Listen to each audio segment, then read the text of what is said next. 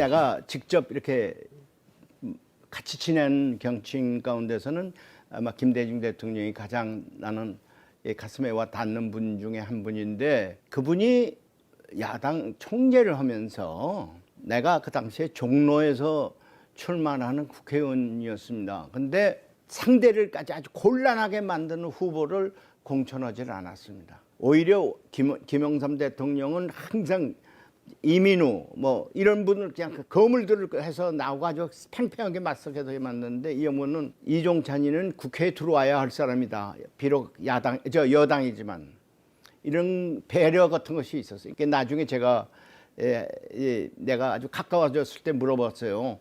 대통령께서는 저를 많이 배려해 주셨는데 어떻게 되냐니까, 한국 정치에 큰 그림 속에서 이것을 판단해야지 그냥 항상 당의 이익, 개인의 이익 여기에 파묻혀서 계산하면 하니까 큰 정치를 놓치게 된다. 당신은 그렇게 큰 정치 그림을 항상 그리면서 그 속에 어떻게 이것을 조화롭게 갈 수 있느냐 하는 걸 계산을 했다고 그래요. 그래서 내가 굉장히 감동을 받았습니다. 그 말씀에. 그래서 정말 배울 게 많은 정치인이다 하는 것을 지금까지 그 기억을 갖고 있습니다.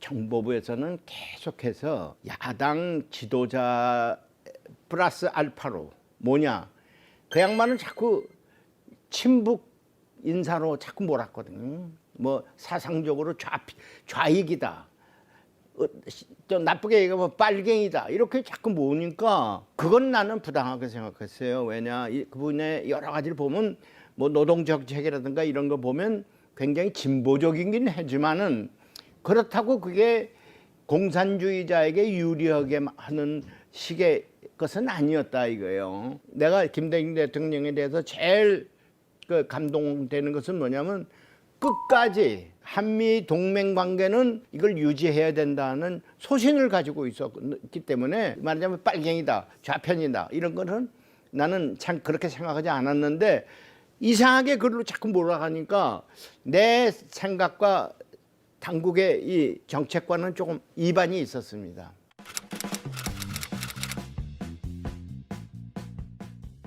힘들었고, 근데 내가 지금 생각해도 한 번도 나는 내 소신을 굽히질 않았거든요. 그래서 그런지 김대중 대통령이 망명하고 계셨을 때 미 대사관에서 이 7월 4일 날 독립기념 행사가 있었어요. 그때 노태우 대통령도 대통령이 아니라 대표인데 같이 갔었어요. 근데 노 대표가 날 보고 이호 여사가 저기 오셨는데 인사를 좀 했으면 좋겠는데 좀 인사를 하도록 날 보고 좀 교섭을 하라고 그래요. 그래서 내가 그럼 뭐 어려우냐고. 내가 이호 여사한테 가서 제가 아무개입니다. 노태우 대표께서 인사를 좀 드리겠다는데 괜찮겠습니까? 그러니까 아유 인사하겠습니다 그러더라고요. 그래서 내가 바로 그 자리에서 두 분이 대화하도록 딱 만들었더라고요. 그런 것을 거리낌이 없었어요. 누구를 만나도 내가 당당했다 이거죠. 나는 그분들에게 악의를 갖고 있지 않았으니까.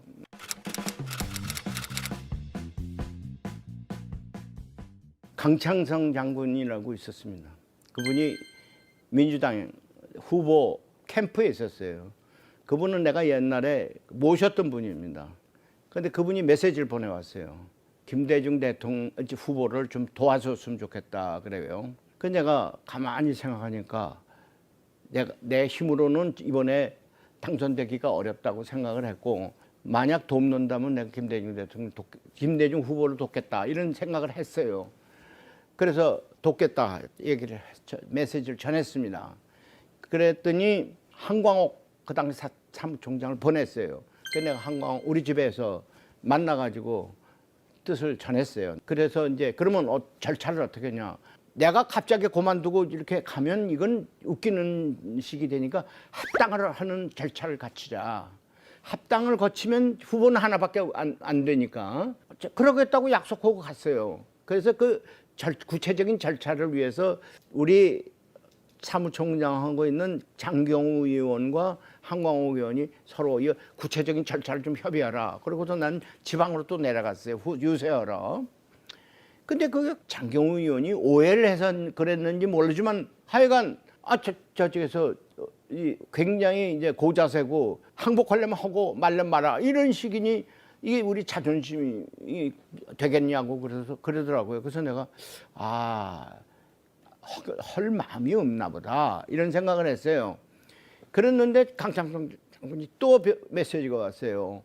왜 이렇게 우리 보고 소극적이냐. 그래서 내가 편지를 보냈죠.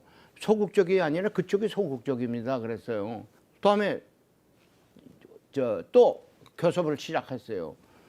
근데 이번에는 더 안 되는 거야. 그래서 왜 그런가 하고선 그랬더니 강 장군이 맨 나중에 이게 거의 선거가 막바지에 들어갔었는데 강 장군이 딱 나한테 편지가 왔는데 합당 절차 하기에는 지금 너무 시간이 없으니까 그리고 지금 정주영을 도와서 보수표를 더 많이 흡수해 가면은 김대중 후보가 더 유리하니까 그 방향으로 해줬으면 좋겠다는 게 메시지가 왔어요. 그래서 내가 후보는 합당할 의사가 있지만은 밑에 있는 사람들이 나를 껄끄럽게 생각하니까 자꾸 방해하는구나.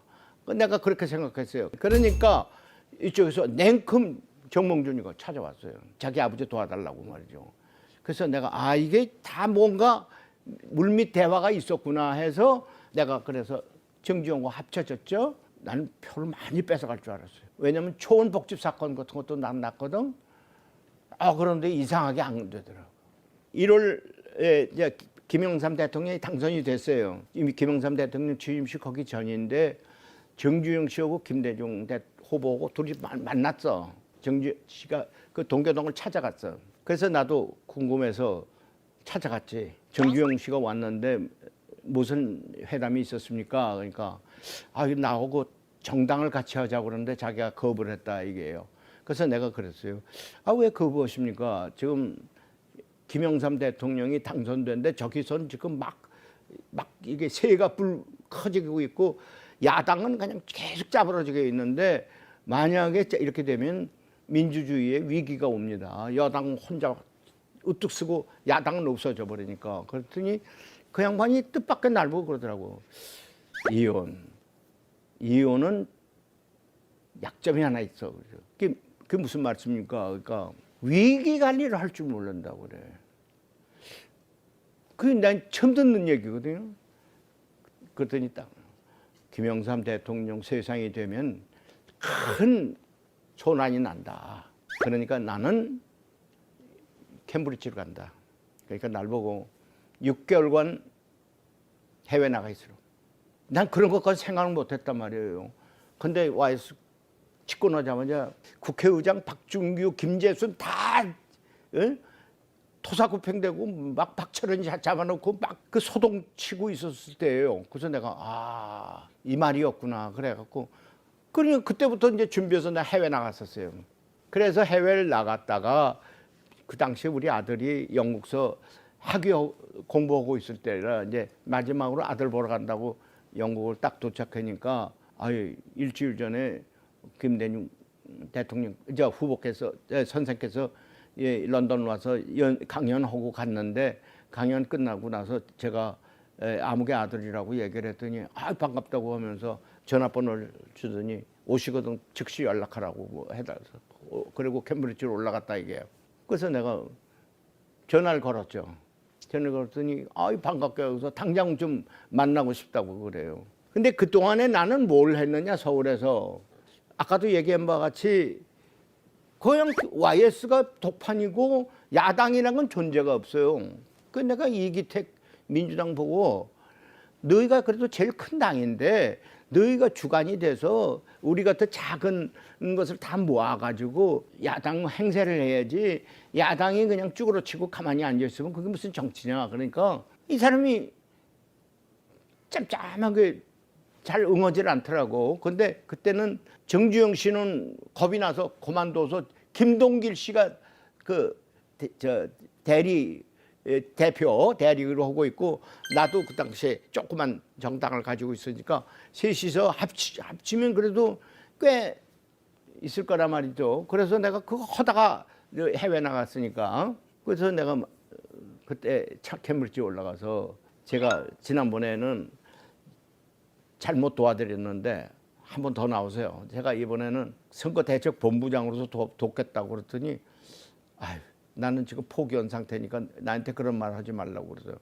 그래서 그럼 좋습니다. 그리고 두 번째, 야당을 이렇게 쪼그라뜨리게 만들면은 이거는 일당 독재가 되는데 이거 이렇게 하면 안 되지 않습니까? 그러니까 그러면 무슨 문제가 있느냐 그래. 그래서 내가 아니 이게 되게 민주당 총재면 자기가 나서서 이 군소정당들을 다 모아서 자기가 큰 살림을 해야지 아무 일도 안 하고 있으면 그거 어떻게 되냐. 그러니까 그러면 안 된다고. 다 모아야 된다고. 그러니까 모으지 못하고 있습니다. 그러니까 자기가 이기택한테 전할 테니까 돌아가거든 야당을 다 모아달라고 그래요.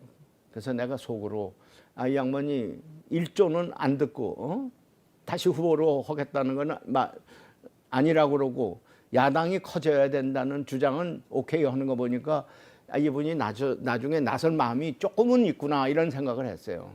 그래서 돌아와서 조금 있으니까 아니다 다를까 건너갑시가 나한테 전화가 왔어요. 영국 갔다 왔냐고. 갔다 왔다고. 그러니까 만나자고. 만났더니 지시가 내려왔는데 야당 합쳐야 된다고 그래서 그러더라고. 근데 그때 김대중 대통령이 뭐냐면 나하고 김동길, 이기택 이렇게 세 개만 합치자 이렇게 얘기를 했는데 그 양반이 그러더라고.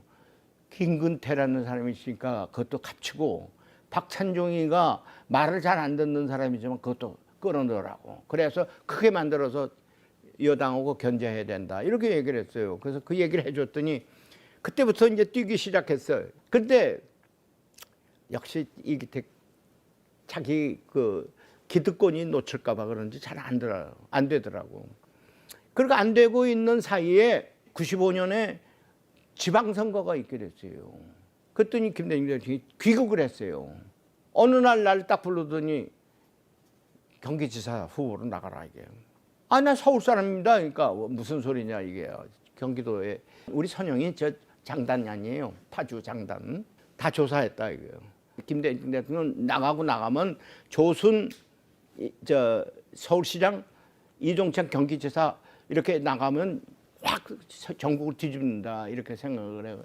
나가라고 자꾸 하는데 그게 못 했잖아요. 그래갖고 그 양반이 아쉽게 생각하고 있으니까 저 이게 안 되겠다 해갖고 우리 당을 만들자 그랬어요. 그래서 당을 만들었지 않습니까? 그래서 내가 그건 주동을 했어요. 새정치국민회의를 만들었지 않았어요?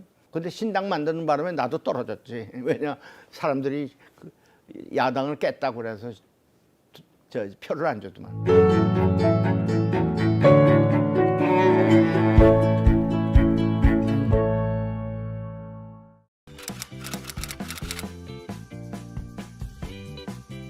나는 3당 합당을 반대한 사람입니다.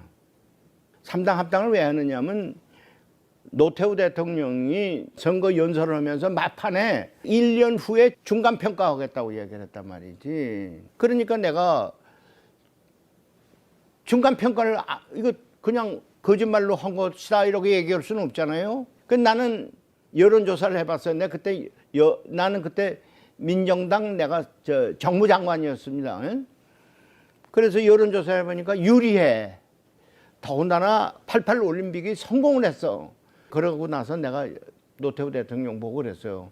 국민에게 지금 88 올림픽이 성공했기 때문에 이렇게 인기가 올라가 있는데 대통령께서 대국민 선언을 하면서 뭐라고 했냐면 내가 이제 중간평가를 할 텐데 내가 일 좀 하도록 국민 여러분 도와주세요. 이렇게만 하면 끝납니다. 그랬어요. 그랬더니 날 보고 첫 번째는 그러더라고. 왜 나를 자꾸 코너로 벼랑으로 모느냐 이게야. 6.29 선언 때 그런 것이 경험이 있으니까 날 보고 또 내가 결단하도록 모느냐 그래. 그래서 내가 중간평가를 한번 하시면 지금 1로 3김으로 여소야대인데 이걸 극복할 수가 있습니다. 가십시오 그랬어요. 그랬더니 날 사무총장을 시키더라고. 그래서 내가 중간평가 하겠다는 이 표시구나. 그래서 내가 이제 열심히 조직하러 다녔어요. 근데 날 중간평가 안 한다 이게야. 그거 안 하면 거짓말이 되잖아요. 그러니 3당 합당으로 한다는 얘기가 나와, 박철원이가. 그러니까 내가 박철원 보고 그랬어요. 3당 합당하는 건 좋은데 봐라. 김대중 제외해놓고 3당 합당하면 호남을 갖다가 완전히 고립화시키는 거다. 그러면 영원히 이 지역 감정은 꺼지질 않는다. 우리가 지금 정치하는 이유가 뭐냐. 지역을 감정 없이 서로 화합하자는 분위기를 만들자는 것이 이 정치 아니냐. 근데 너 3당 합당을 해놓으면은 영남, 충청도 합당해가지고 호남 고립한데 이거는 정치가 아니다. 그런데 그냥 날 갖다가 3당 합당 반대파라고 해서 몰아가지고 아주 당내에서 내가 아주 고립이 됐어요. 그 3당 합당을 딱 해버리더라고. 그래서 내가 이거는 아니다. 거기서 내가 굉장히 분노를 느꼈어요. 그때 사실은 김대중 정재가 날 만나다고 그래서 만났어요. 그래서 내가 그랬어요.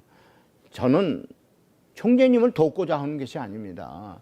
이게 호남을 고립시키는 것은 이건 정치가 아닙니다. 이렇게 얘기를 했어. 그랬더니 그거 한두 번 당한 거 아니다. 그러면서 고맙다고 나보고 그러더라고.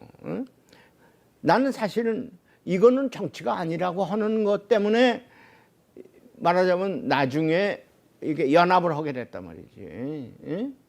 왜 지금도 호남에는 무조건 민주당이고 호남은 지금 공천이 곧 당선입니다. 그렇죠? 이건 잘못된 정치거든. 거기도 여야가 있고 영남에도 여야가 있어야 되는 것이 맞지 않느냐 이거야. 그러니까 이걸 해서는 정치를 자꾸 해야 될 텐데 자꾸 이것을 촉발하는 정치를 자꾸 가거든. 나는 거기에 대해서는 지금도 나는 반대입니다. 화합하도록 만들어야죠.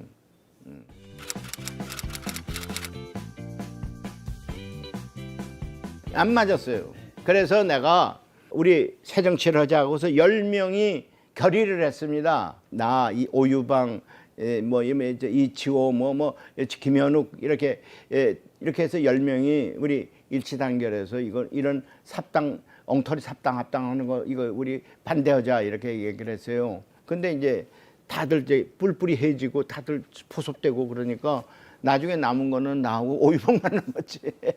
김현욱 거고 세 사람만.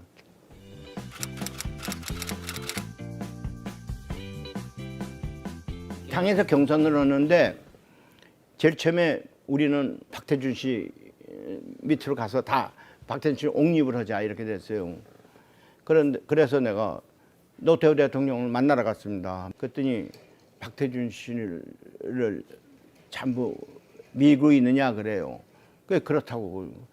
왜 미느냐 이게요. 그래서 내가 이 엉터리 삼당 합당 해가지고 민정당은 지금 전부 다 뿔뿔이 YS한테 투항하는 꼴이 될 텐데 그거는 아니지 않습니까? 이러면서 박태준 씨 내세울 때니까 박태준 씨 못 나간다 이게요. 왜 못 나갑니까? 그러니까 박태준 씨 결정적 약점이 있으니까 안 된다 이게요. 무슨 약점입니까? 그러니까 이거 엉뚱한 얘기를 하더라고. 응? 미 CIA 보고라고 그래서. 그래서 내가 충격을 받았어요. 그래서 알았습니다 하고 나오는데 이거를 박태준 씨한테 얘기를 해줘야 될 텐데 내가 얘기하는 거는 마치 내가 노태우 씨한테 박태준 씨 치우고 내가 하겠다는 얘기로 들릴까 봐 내가 얘기도 못 하겠고 어떡하면 아주 치명적인 얘기인데 고민했어요. 근데 박태준 씨는 물러서지 않겠다고 계속 나가는 거예요. 그래서 우리는 이렇게 나가고 있는데 어느 날 안기부 이상현 안기부장이 박태준 찾아가서 협박한 거예요. 박태준 손 들었어. 나보고 나가라 했대요. 그래서 된 거예요. 근데 아무런 준비가 없었으니까. 근데 노태우 씨는 계속 YS 밀어주고 무슨 소리 할까요? 나는 YS가 민주정부를 세운다고 그러는데 난 조금 의심 가는 것이 안기부가 말이지 내가 안기부 출신입니다. 그지? 이렇게 탄압받을 수가 없어. 여기 국회의원이 하나 와가지고 나한테 와서 어떻게 뭘 도와드릴까요? 그래서 뭐 좀 도와줘. 그래서 알겠다고 가면 그날로 없어져. 소식도 안 돼. 그 한두 사람이 아니에요. 그냥. 내가 이게 작용하고 있구나. 그래서 나는 좋다 그랬어요. 그래도 국민은 알겠지 했어요. 근데 나중에 코너로 몰렸어요. 돈도 다 딱 차단하고.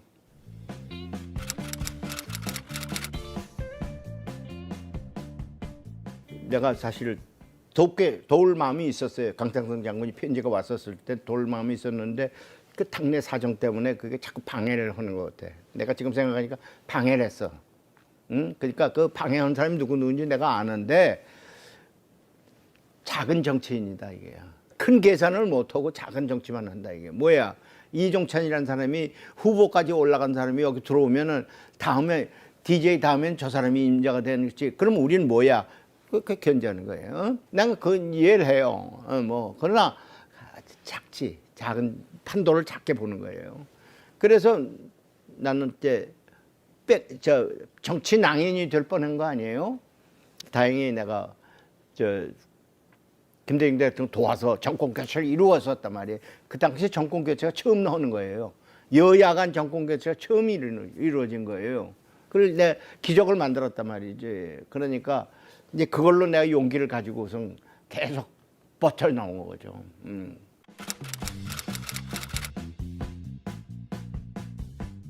나 떨어지고 정대철 떨어지고 김상현 떨어지고 하여간 국민회의를 만든 주역들은 다 떨어졌어요. 그러니까 이제 힘이 쑥 빠졌어요. 근데 가만히 생각하니까 이거 이러다가는 안 되겠어요. 그게 97년 아니다. 96년 말인가. 하여튼 선거 끝나고 나서 김대중 후보는 아태평화재단 빌딩 거기 방에서 혼자 고민하고 계셨어요. 그 내가 찾아갔습니다. 다시 한번 합시다. 그래서 브리핑을 만들어 갔어요. 자민용을 합치고 뭐 어쩌고 해서 계산해 보니까 간신히 되는 이러고 이 길로 가야 됩니다. 그러니까 날 보고 말만 하지 말고 당장 나서라고 그래요. 그래서 당장 그 3층에 여름인데 그게 97년 여름인가 보다. 이강래 나 둘이서 또 뭐 여직원들 있고 그런데도 시작을 했어요.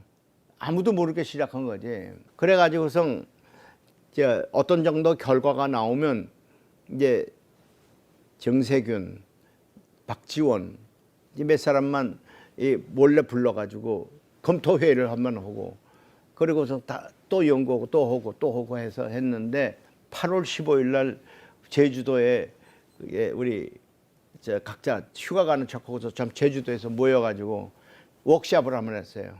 앞으로 어떻게 한다 이렇게 해서 다 결정돼가지고 그때부터 참 열심히 했어요.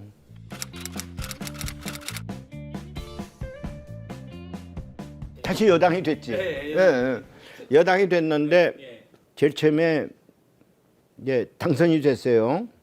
그때가 IMF가 왔을 때입니다. 아주 어려웠을 때입니다. 당선 다음날 기자회견을 하고 있는데 클린턴이 메시지가 왔어요. 축하 메시지를 전하겠다고. 그래서 내가 쪽지를 써가지고 김대중 그 당시에 당선자에게 줬어요. 그랬더니 보더니 기자회견 빨리 끝내고 국회 대표실에다가 그때 그 시스템이 청와대밖에 없었어요. 뭐냐면 서로 통화하고 나중에 이렇게 번역 통역관들이 나서서 할 수 있는 이런 시스템이 지금은 많아요. 그런데 그때는 청와대밖에 없었어요. 그게. 근데 그 시스템을 이렇게 설치해 놓으라고 그러더라고. 그래서 내가 청와대에다 전화해 가지고 좀 도와달라고 그래 가지고 그걸 설치했죠. 갑자기 당선됐는데 통역관도 없어요. 그래서 국회의장 통역관이 누구냐면 강경화 외무장관입니다. 그래서 내가 가서 강 여사 우리 좀 도와주시오. 그래서 대통령 후보 통역을 시켰어요. 그리고 난 바깥에 있는데 무슨 축하 전화인지 한 50분을 하더라고. 근데 딱 나왔는데 김대중 대통령 당선자 얼굴을 보니까 야 흑빛이야. 그러더니 하면서 날 보고 나 저 4.19 묘지에 가서 참배하고 집에 돌아가 있을 테니까 모든 일정 다 취소해달라고 그러더라고. 그래서 다 취소하고 있었죠. 그랬었는데 강경화 청육관이 나오길래 내가 강 여사 왜 저렇게 긴장이 됐냐고 그랬더니 이 사람도 땀을 뻘뻘 흘리더니 그 사람이 이게 속기를 해요. 영어 똑똑똑똑 하면서 뭐라고 하냐면 당신은 사회주의적 그런 경제정책 하는 사람인데 우리가 어떻게 당신 믿고 뭐 하느냐. 얼마나 이게 기합이야. 무례하게 짝이 없어. 나이로 따지면 클린턴은 김대중 후보의 자식뻘밖에 안 됐는데 말이지. 그래서 이것 때문에 그랬구나. 어떻게 얘기 맨 말미에 뭐가 있어요. 전화로 다 일일이 못하니까 여기 사람을 보낼 테니까 만나서 얘기를 하라고. 그때까지는 IMF 돈 못 푼다 이거야. 당당해. 수습을 하는데 이게 경제 문제니까 나는 전혀 모르겠단 말이지. 그 다음날 이제 미국에서 사람이 왔어. 가이드너라는 차관이 왔어요. 가이드너야 이름이. 나중에 그 사람이 재무장관이 됐어요. 근데 그 당시엔 차관 뭐야? 차관이야, 차관. 그때 후보가 일산에 살았어요. 그 아침에 이제 당선되고 나서는 비서도 군영이 안 되고 아무것도 없으니까 인수위원장이 비서 대신 다 하는 거예요. 지금 할 수 없어서. 그래서 일산에 갔는데 2층에서 내려오는데 김기환이라고 있어요. 이 사람이 전혀 DJ에 정반대인 사람이야. 근데 그 사람이 뒤에서 따라 내려오고 나한테 눈을 껌뻑껌뻑 하더라고. 저 김기환이요? 저 어디 왜 왔지? 그리고 의아했어. 그런데 차를 타고 일산서부터 이제 당사까지 온 거예요. 이제 당사에서 만났는데. 근데 그 김기환이라는 사람이 내가 그전에는 그렇게 친하지 않았는데 그 후에 보니까 굉장한 애국자야.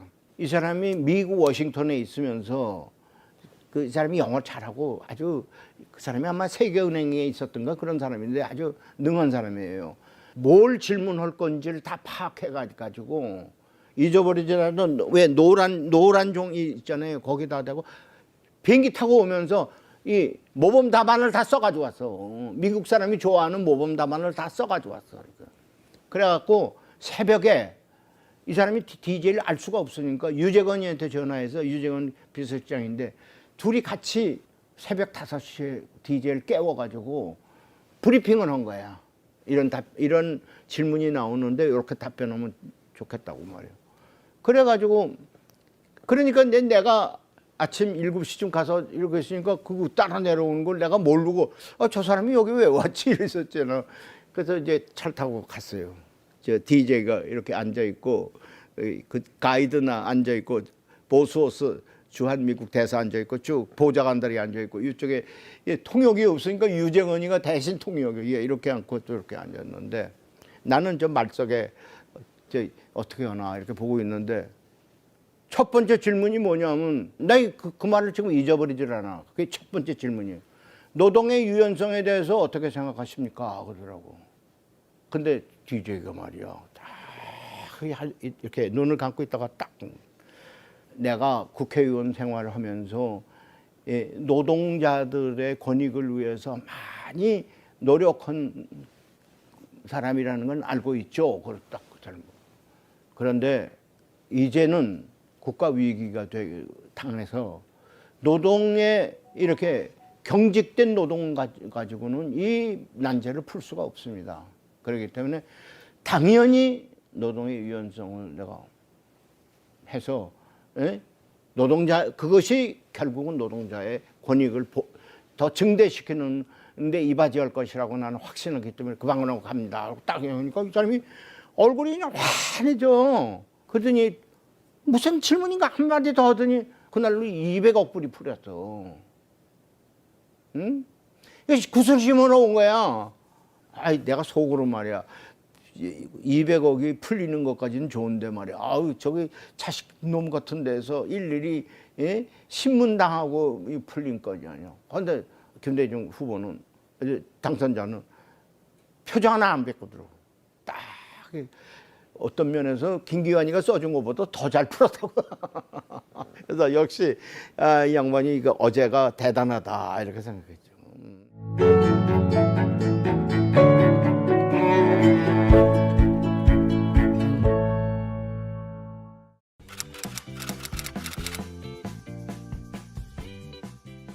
김대중 대통령에게 내가 특별하게 저 양반은 우리 정치인 중에서 위인이다 한 이유가 있어요. 나는 우리 정치 지도자 특히 저 대통령 가운데는 세 분이 가장 큰 정치인이라고 보고 있어요. 하나는 이승만 대통령, 조봉암 그 당시에 공산당 했던 분인데 공산당을 청산하고 다시 국회의원이 되셨단 말이죠. 그분을 농림부 장관으로 기용을 했어요. 공산당 했던 분이에요. 농림부 장관을 기용을 해가지고 토지개혁을 했거든. 성공했습니다. 박정희 대통령이요. 민정이양 해가지고 굉장히 소란스러웠어요. 그럴 때 동아일보 사장하는 최두선 씨를 딱 국무총리로 완전히 수습됐어요. 김대중 대통령이요. 그 양반은 이북에 대해서 햇볕 정책만 얘기하면 그건 빨갱이 친북 막 그냥 공격을 하는 그런 분위기 속에서 딱 비서실장 노태우 대통령의 정무비서관을 비서실장을 딱 시켰어. 김중건 통일부 장관 극우파 강인덕 씨를 딱 시켰어. 그러니까 강인덕 씨가 햇볕 정책 세일즈하러 다니니까 아무도 이의 제기하는 사람이 없어요. 이게 정치의 예술입니다. 폴리티컬 아트라고 하는 거예요. 그런데 이 근래의 정치인들은 전부 지 새끼 챙기느라고 정신없지 이렇게 크게 적장도 끌어다가 자기 장수를 만드는 이런 예술이 메말른 지금 정치 환경이란 말이죠. 그러니까 나는 후배 정치인들은 그런 정치를 좀 배웠으면 좋겠어요. 이건 여야를 막론하고 다 하고 싶은 얘기입니다. 그리고 정치라는 것은 김대중 대통령 항상 강조하는 게 뭐냐. 정치는 작품을 만드는 거다. 작품을 자꾸 만들어가야 돼요. 무슨 작은 걸로 무슨 사탕발림으로 해서 정치를 만드는 게 아니라 역사적인 큰 거보를 하나씩 이렇게 해결해야 된다는 얘기예요. 그러니까 저는 예를 들면 이승만 대통령 한미 방위조약을 딱 체결해가지고 우리 70년간 우리 한반도가 그래도 동북아가 안정적인 입장에서 서로 지낼 수 있게 만들었잖아요. 그건 작품이죠. 예컨대 박정희 대통령 경부 고속도로를 놓고 막 경제 발전을 시키는 이 작품이죠. 김대중 대통령은 시대가 바뀌어졌으니까 정보 고속도로를 막 깔아가지고 IT 시대를 갖다가 바꾸도록 만드는 그것도 작품이죠. 말하자면 이런 세계적인 변화 시대에 적응해서 작품을 자꾸 만들어가야 정치가 있는 거 아닙니까? 이제 그런 거를 나는 우리 정치인들은 좀 배우자.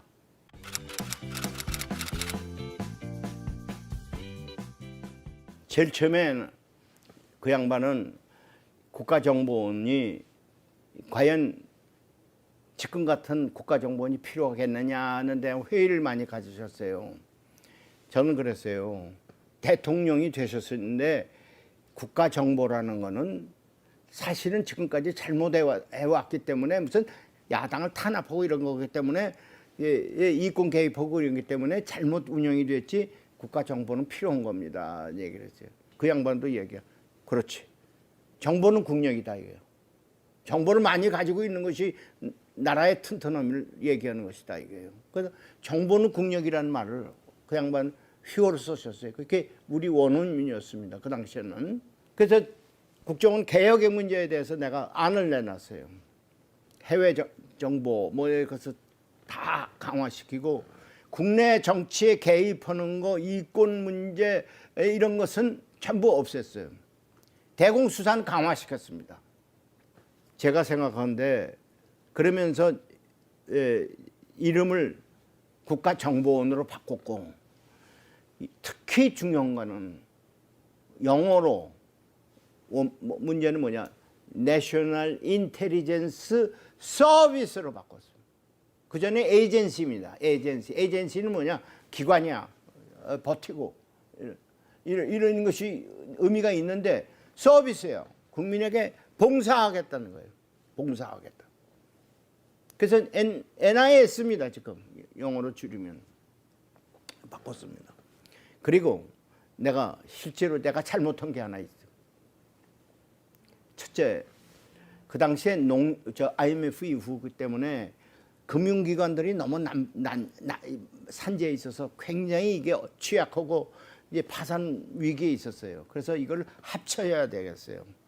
그래서 농협과 수협과 축협을 합치자 이렇게 됐어요. 근데 중앙에는 합칠 수가 있어요, 쉽게. 근데 지방에 다 그 텃세하는 사람들이 농협, 수협, 축협 다 한 몫을 하고 있기 때문에 합칠 수가 없어요. 아직 지방이 합치지 않으니까 중앙이 합칠 수가 없어요. 근데 우리 지부장들이 나한테 딱 와서 자기들에게 맡겨라 이게요. 이 사람들 다 약점이 있으니까 딱 장악해서 합칠 수 있다 이게요. 나는 그 말만 듣고 좋다. 그래서 딱 보고서 써가지고 가져가서 대통령한테 보고했어요. 맡겨주십시오. 저희들이 다 수습하겠습니다. 했더니 대통령이 눈을 딱 감고 있더니 이 원장, 우리 이런 거 안 하기 위해서 여기 와 있는 거 아니요? 딱 그러더라고. 내 그 순간 등에서 땀이 나더라고. 응? 강압적으로, 이거 합치는 거, 정보기관의 힘으로 할 수 있지. 그러나 그 결과가 어떻게 돼? 그건 날 보고 눈을 감고 있더니 우리 그런 거 안 하기 위해서 여기 와 있는 거 아니요? 그런데 내가 그 순간 이거 합치는 것만 생각하고 난 옛날로 돌아간 거야, 나는. 그래서 내가 이건 아니다. 두 번째, 김정일이가 탈장을 했어요, 이제. 그래가지고 북한이 어떻게 변화가 되느냐.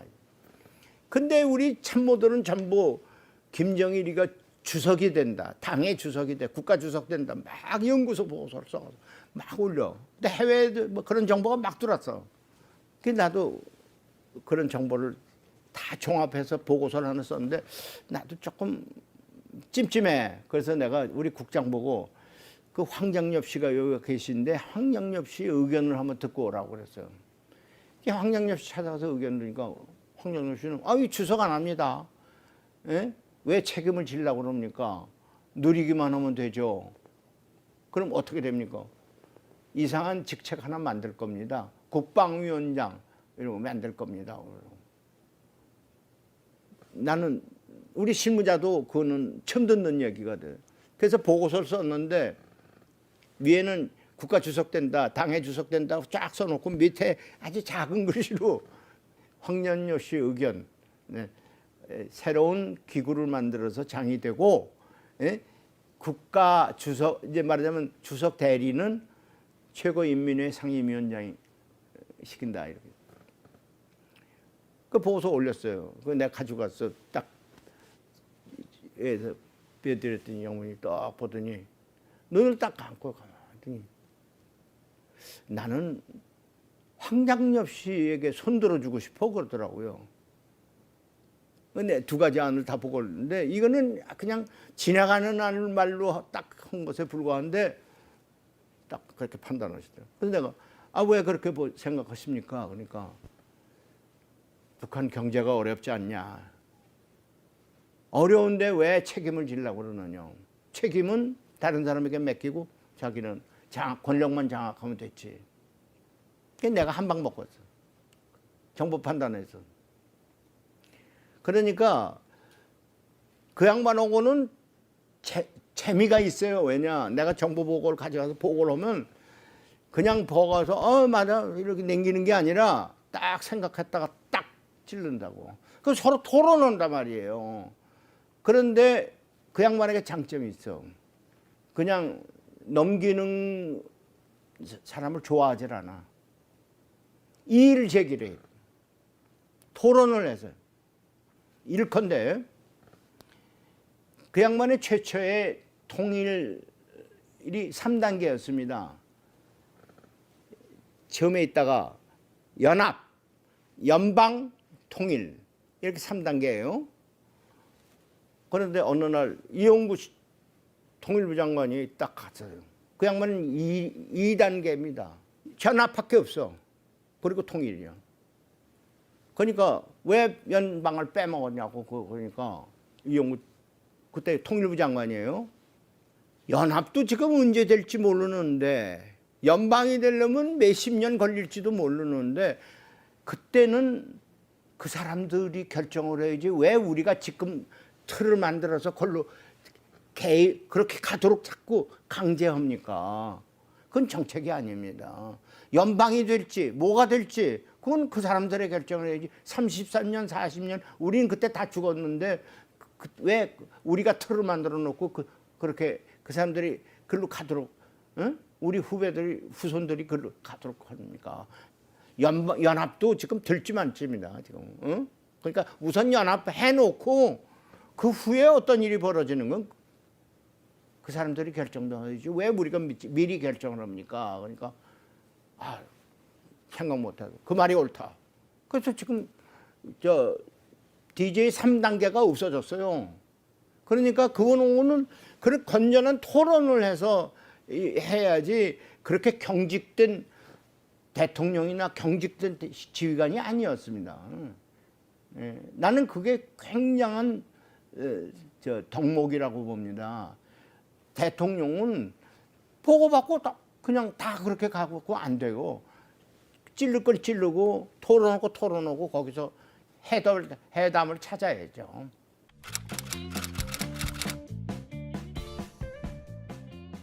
우선 역사적으로 큰 그림 속에서 진로를 결정하라 이거지.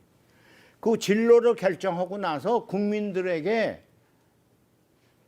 반보만 앞서가라 이게. 한 보씩 하면 국민이 못 따라오니까 그다음부터는 차질이 난다 이거. 반보. 실천하는 걸 반보씩만 가라 이게. 응? 그다음에 그 큰 그림을 그릴 때는 너무 원칙만 주장하지 말고 장사꾼의 입장으로 돌아가라. 이걸 이익이 나느냐 안 나느냐 이렇게 상업적 판단을 한번 대입해봐라.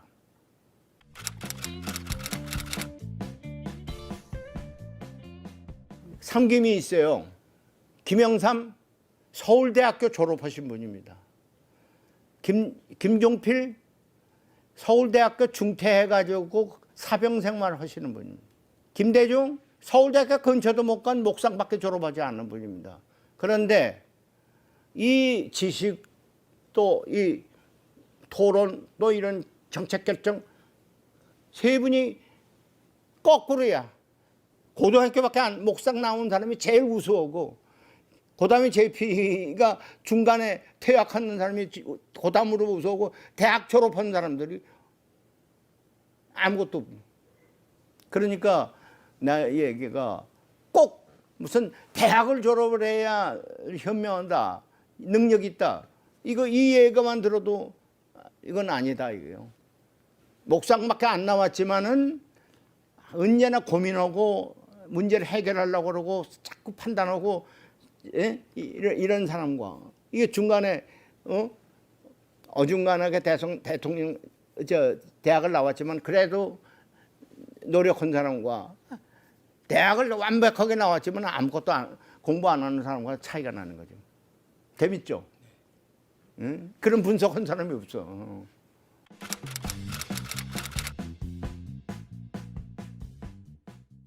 나 그때는 시기는 아니라고 봐요. 우리나라의 입장에서 볼 때는 그렇게 불을 한번 질러서 박정희 대통령이 긴장하도록 만들면서 가는 이것이 우리나라 발전에 도움이 됐지. 그때 정권이 교체되면은 그만큼 정권 교체할 수 있는 준비가 안 돼 있었다고. 그러니까 나는 이런 것도 하느님의 배려가 아닌가 이렇게. 그때는 too early. 정책이 좋은 걸 많이 세웠어요. 그때 북한과 남북 교류, 남북 협상 이런 얘기를 했기 때문에 박정희 대통령이 자극을 받아서 7.4 공동성명을 하게 됩니다. 배운 거예요. 대통령 선거 과정에서 이게 굉장한 국민적 호응을 받으니까 내가 그거 착안을 못했다. 그래고 그때부터 착안해서 국토통일론을 만들고 나중에 7.4 공동성명까지 가잖아요. 그 김대중 대통령의 그 얘기를 이분이 배운 겁니다. 그러니까 그때 자극을 준 것이 여기에 도움이 됐다. 이게. 그러나 이때 이것을 맡아버리려고 가면은 그 모든 구조가 이게 성숙하도록 아직 빨랐다. 이게. 나는 그것도 그때 오히려 낙선해서 힘 있는 여당에게 자극을 준 것이 더 큰 일을 했다. 이렇게 보고.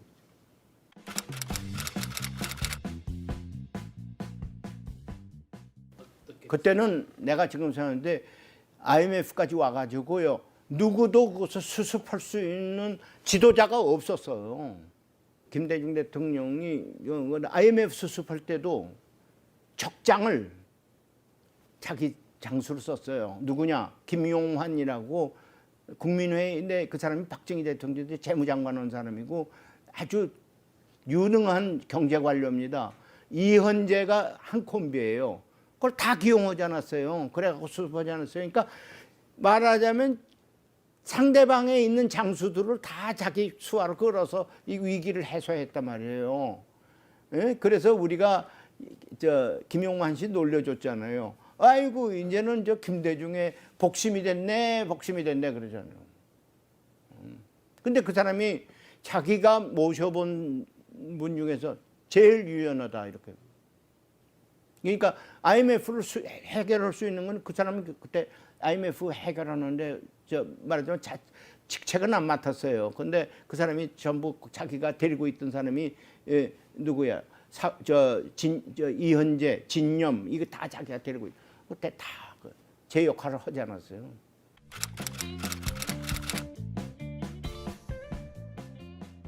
나는 정말 재밌고 멋있게 보냈는데 내외분이 다 우리 내외를 그렇게 사랑해 주셨어.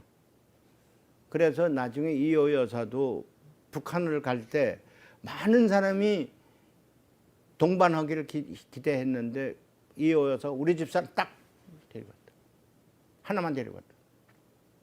우리 집사람이 항상 얘기지.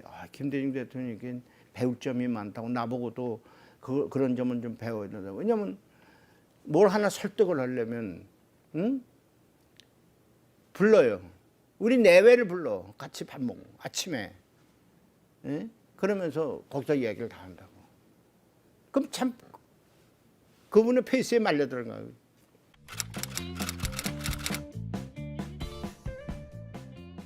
이게 칭찬만 하면 또 안 되니까 흥분이니까. 나중에 역시 참모를 잘못 써가지고 무슨 아들 무슨 무슨 보물선 사건 무슨 게이트 진승영 게이트 무슨 게이트 그래갖고 굉장히 고민하시지 않았어요. 또 국정원 사람도 잘못 써가지고 그 사람이 또 무슨 그냥 막 폭로하고 그래가지고 그래서 내가 난 떠난 후이기 때문에 내가 발본색원 못한 것이 참 잘못했다 이런 생각이 있어요. 그래가지고 그 양반은 말하자면 험집을 많이 낸 것에 대해서 내가 안타깝게 생각해요. 이 얘기는 왜 하느냐 하면 어떤 분도 완벽하지 않다는 뜻이죠. 이승만, 박정희, 김대중 완벽하지는 않지만 우리 역사에서 제일 많은 발자취를 남긴 분들입니다. 신격화하면 안 된다는 얘기입니다. 그렇죠? 왜 내가 자꾸 이승만 대통령 기념관을 질 때 내가 자꾸 그런 거죠. 신격화하지 말자. 있는 그대로를 얘기를 해야지. 이분은 07과삼으로 얘기를 해야지.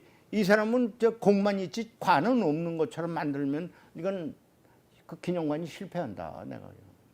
그러니까 김대중 대통령을 모시는 자세도 이분도